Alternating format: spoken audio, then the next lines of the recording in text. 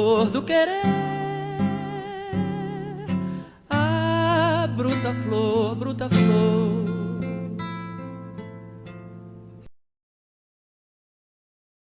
Es muy interesante el tema de esta conferencia que me ha sido indicado, porque es un tema que efectivamente en este momento va a tocar una cuestión clave que está en un momento de cambio muy importante, es decir, una madre de ayer y de hoy, ¿no?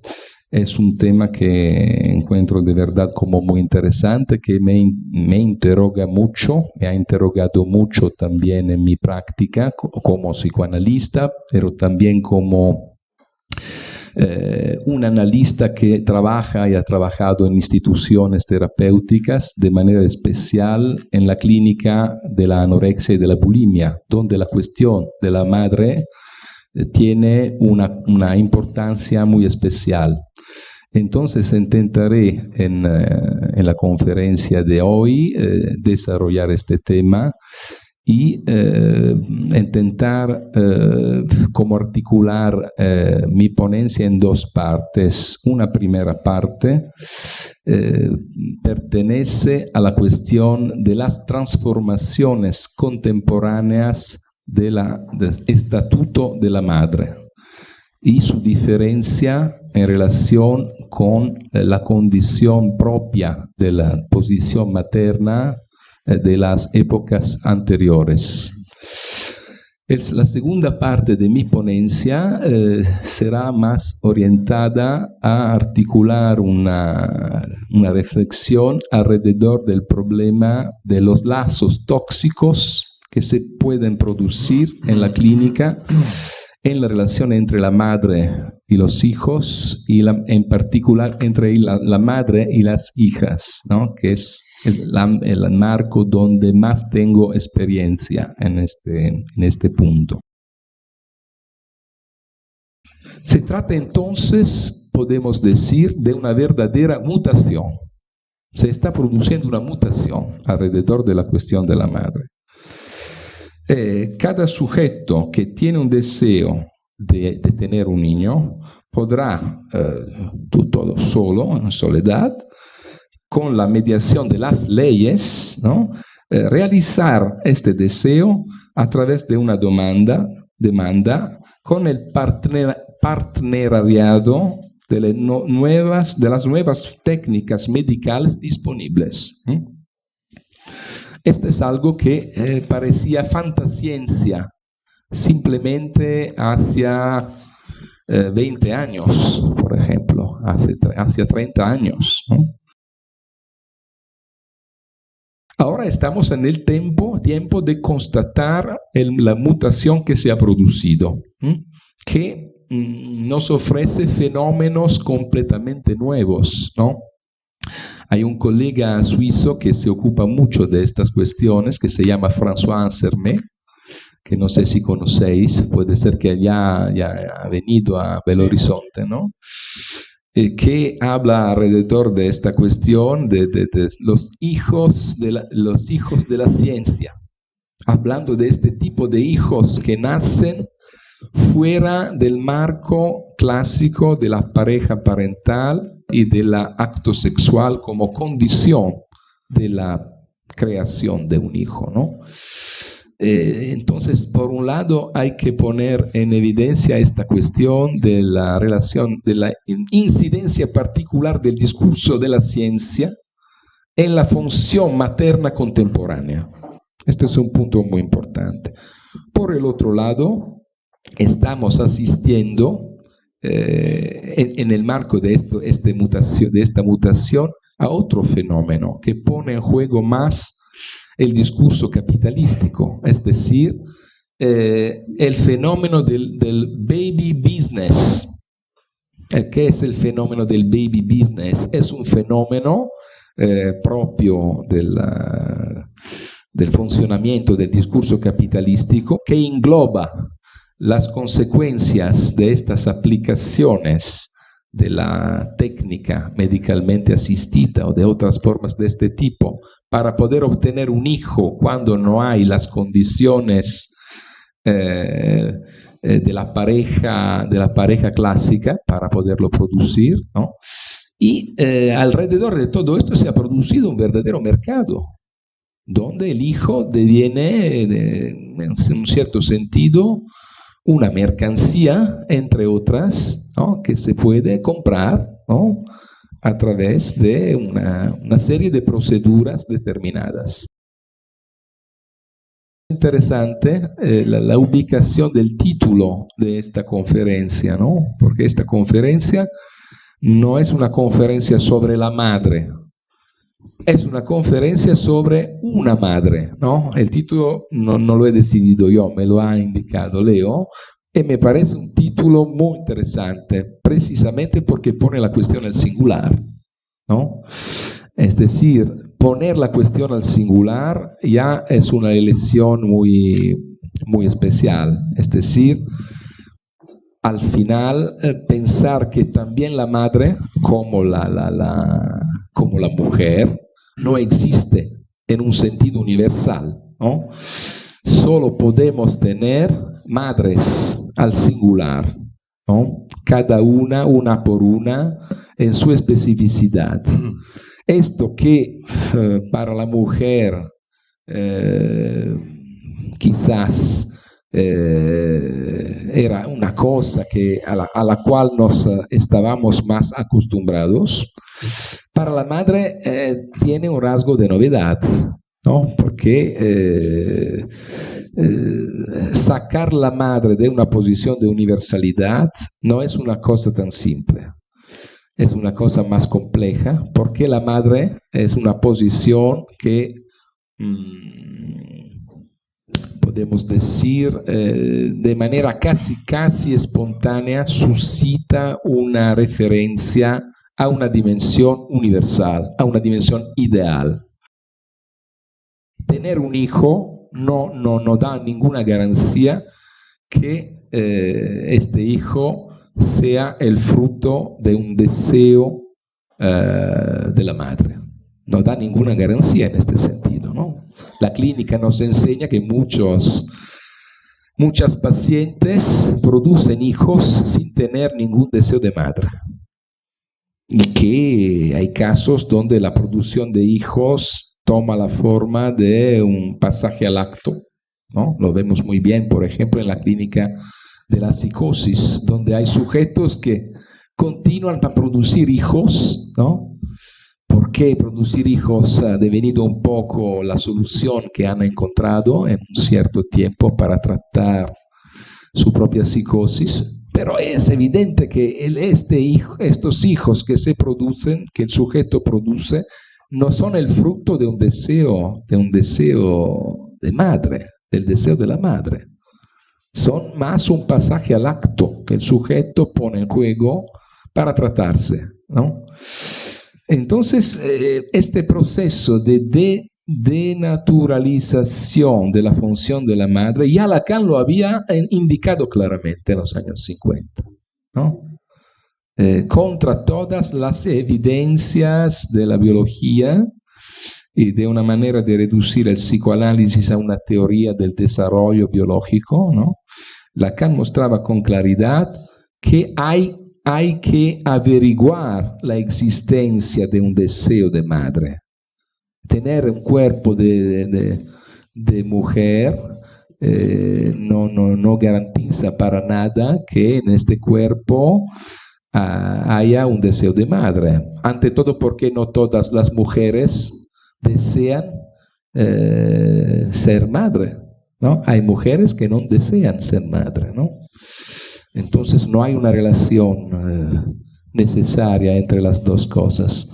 En segundo lugar, hay que averiguar si cuando alguien produce un hijo, este hijo es el efecto de la puesta en juego de un deseo de madre. Esto hay que averiguarlo precisamente. ¿En qué se puede averiguar la presencia efectiva de un deseo de madre? Lacan lo indica. que el deseo de la madre implica algunas características específicas, ¿no? Y se ve muy bien cómo en este sentido el discurso de Lacan es actual también con estos cambios contemporáneos. Porque lo que nos indica Lacan cuando nos habla del deseo de la madre, de la función deseo de la madre, es efectivamente lo que nos permite aislar esta función en juego, en la relación del niño, de la niña, con el partner de deseo que ha querido la existencia del hijo, ¿no? Esto me parece un punto muy importante, ¿no? Otra cosa importante que nos dice cuando nos habla del deseo de la madre, de la posición de la madre, es que es esencial para un sujeto, para un niño, encontrar los signos del amor de la madre, ¿no? Y que los signos del amor no se reducen a los cuidados. Cuando se reducen a los cuidados hay problemas en la clínica, ¿no? El ejemplo para mí más claro es la anorexia mental, donde el problema específico que Lacan nos dice es que los padres confunden los cuidados con el don del amor. El efecto de esta confusión es que por el lado de la hija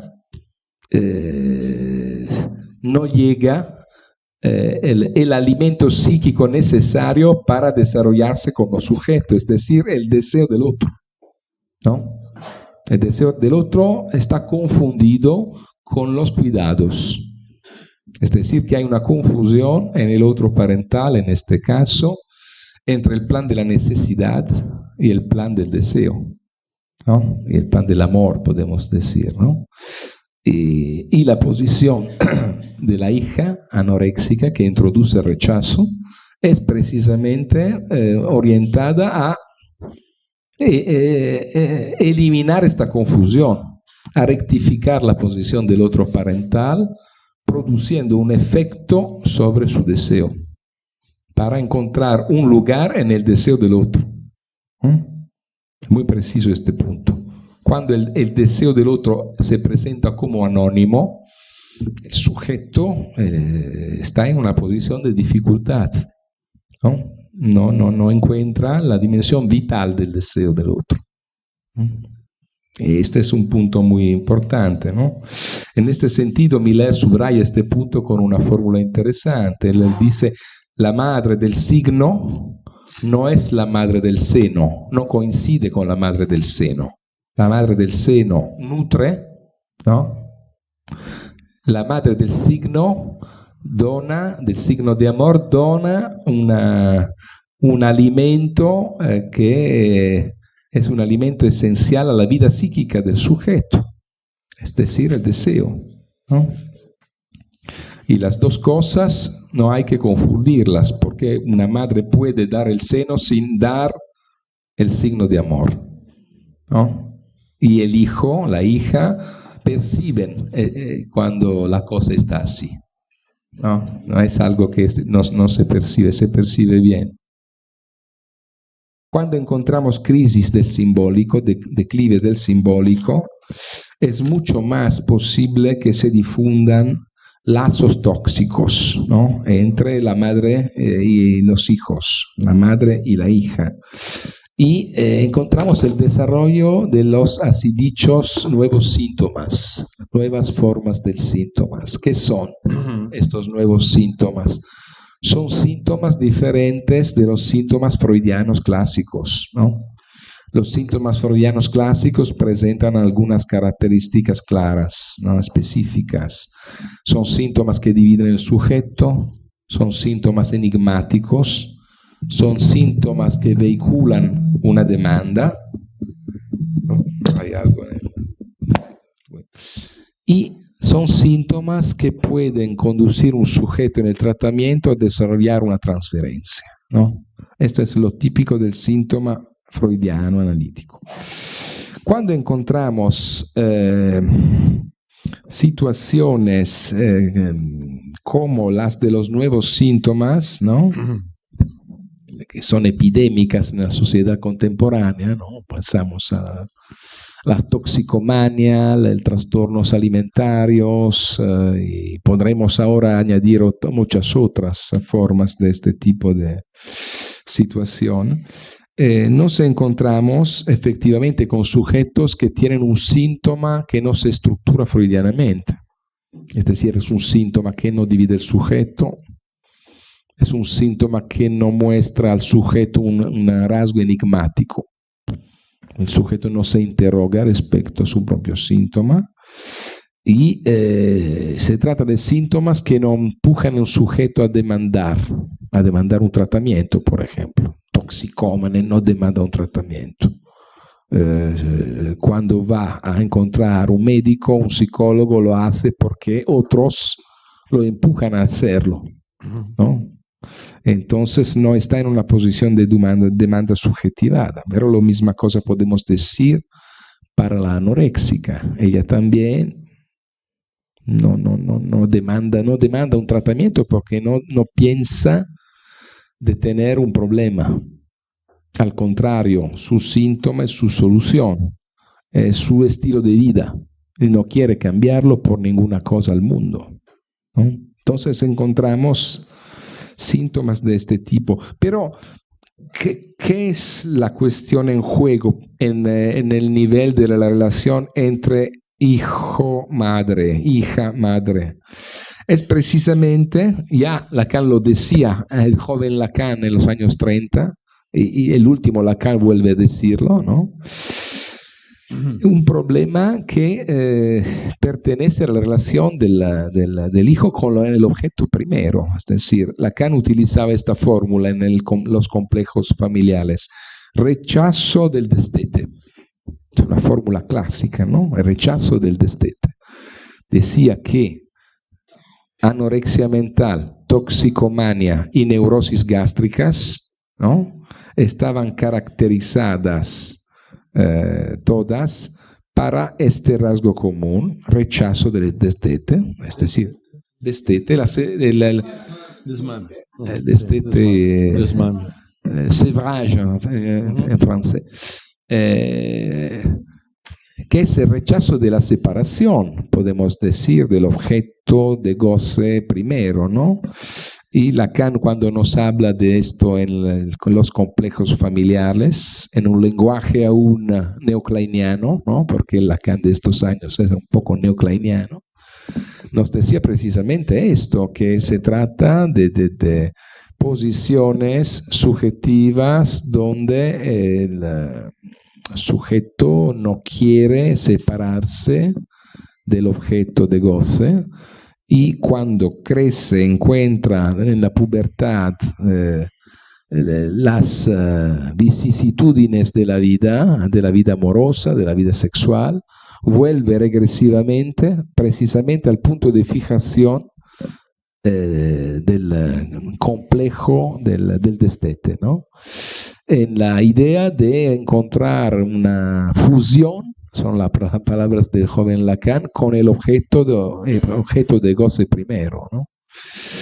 Es muy interesante todo esto, ¿no? Porque se trata de una teorización que nos podemos encontrar en algunos de los más agudos clínicos de la primera época de los alumnos de Freud, sobre todo en Carl Abraham, que indicaba precisamente esta cuestión, ¿no? Ponía estas patologías, la toxicomanía, alcoholismo, anorexia mental, fame nerviosa, hambre nerviosa, en el mismo rasgo como fijaciones al primer estadio canibálico de la pulsión oral, ¿no? ¿No? Abraham en el comienzo del siglo pasado ya veía muy bien esto, y el hecho que en estos síntomas el sujeto prefiere al goce parcial de la relación con un partner el goce total de la relación con un objeto inanimado.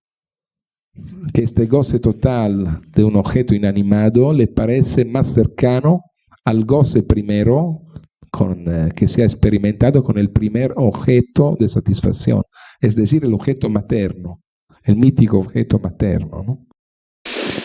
Para concluir, que ser una madre en el siglo XXI es algo que no tiene más la garantía de la naturaleza, que era una garantía imaginaria,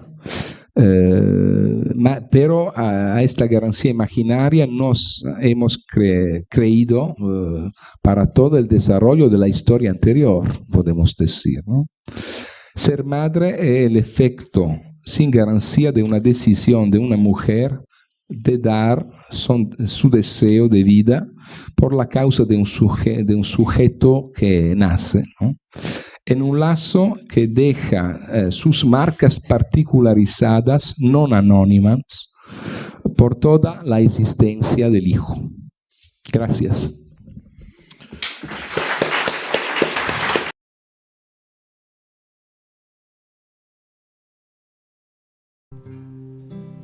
O quereres e o estares sempre afim do que em mim é de mim tão desigual.